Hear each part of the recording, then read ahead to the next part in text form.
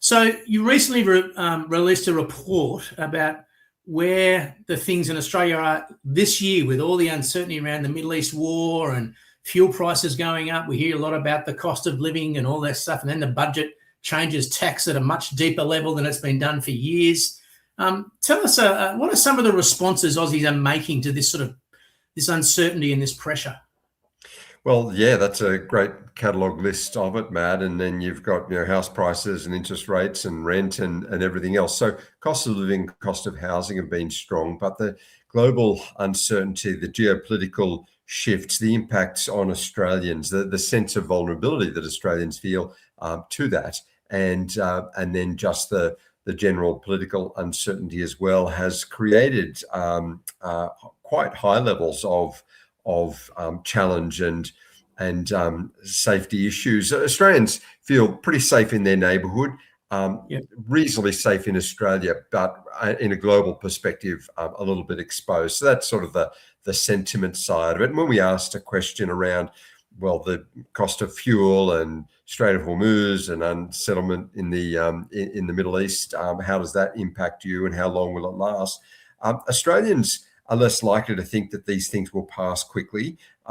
You had a quarter that said we'll still be in this situation in a year, and all up more than 2/3 said, look, the best part of a year is where we're at here. So Australians are, I guess, having learned from the pandemic, they're pacing themselves.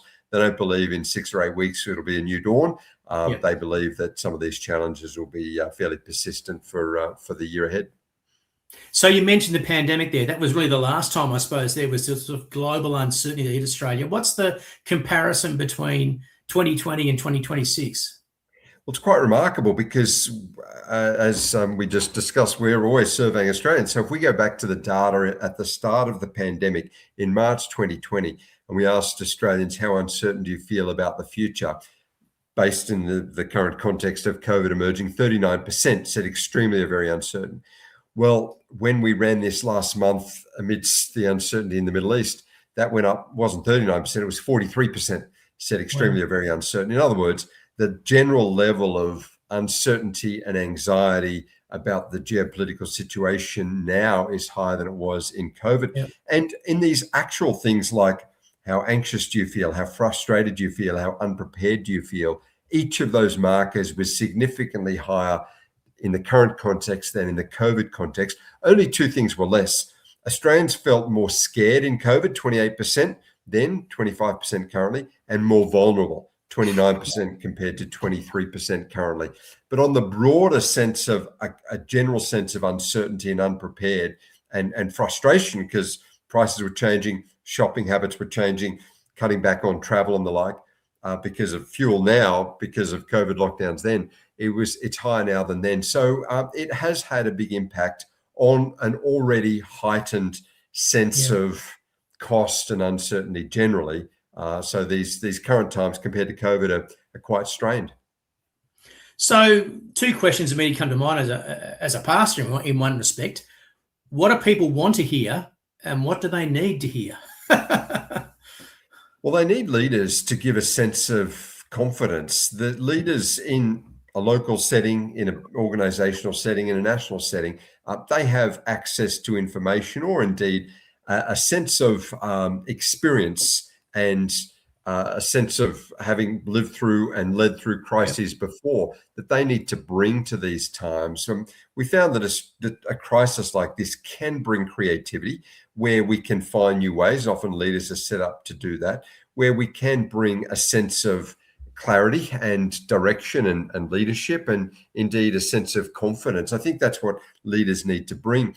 This is particularly the case because when we filtered these responses by generations, things like how overwhelmed you feel, scared or panicked, young people in their 20s were more than twice as likely than the baby boomers in their 60s to feel those sentiments. In other words, younger people do feel a bit more vulnerable. They haven't had other crises to the same extent as older generations to live through. And all the more reason, I think, for leaders and organizations to step up with new solutions, with a sense of direction and to lead in these uncertain times. Yeah. So let's now root it right down to tonight with Compassion Connection. You've got this sort of social welfare, supporting community, with the club here at Helensvale, with people seeing our therapists, disabled, those with disability that we work with, the food pantries, a lot of places. What particularly do you think organisations such as this can best contribute to people's lives at times of uncertainty such as now?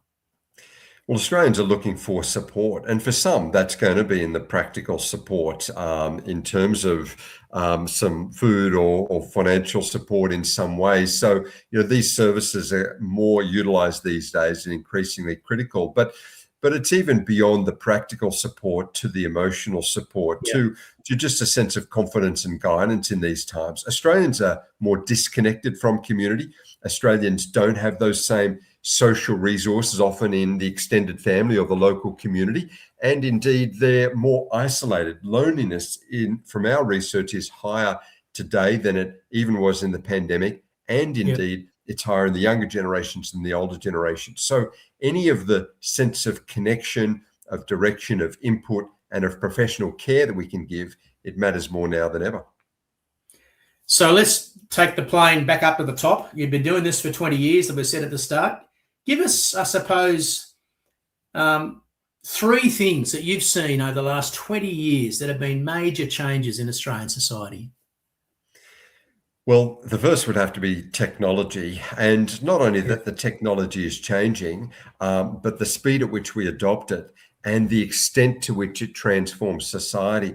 But interestingly, while we're now living in this world of emerging AI and social media and connectivity, what's most fascinating around technology is not that we're using it and it's transforming learning or work or everything else, but how the sentiment has shifted from one of tech optimism to, particularly in the last half decade, tech skepticism.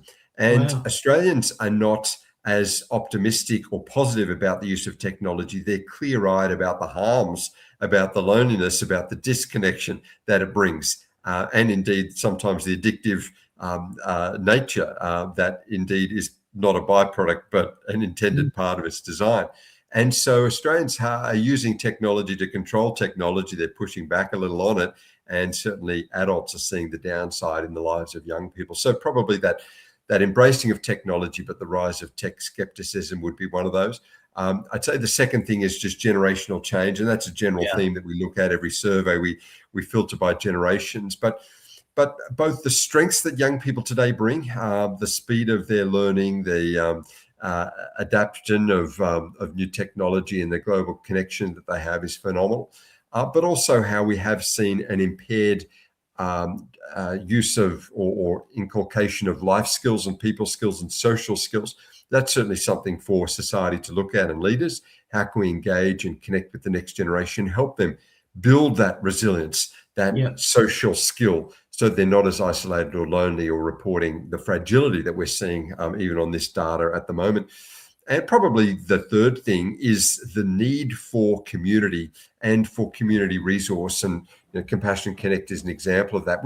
In Australia, we've relied on governments. We've felt that, and we generally have a reasonable level of trust in government. We don't have social dislocation or revolutions or general utter cynicism of governments. We rely on them. But what the last 10 years has shown is how we've recognised that actually we can't expect the government to solve all of our problems. And increasingly, you're getting communities and organisations stepping up to say, hey, we've found a local problem and we're also solving it as well. And Australians respond well to that. So I think that the ability for communities, whether they be church-based or whether they be other not-for-profits, to step up and help solve community problems, have that high level of trust and engagement with the community and bring those local solutions rather than us relying on big government and ever more taxes to fund that. That's been quite the revolution in Australia in the last decade as well. Well, Mark, it's been great to chat. Thank you so much for giving us the time to hear what are the outcomes of some of the research you're doing, not only over the last 20 years, but even the last 6 weeks.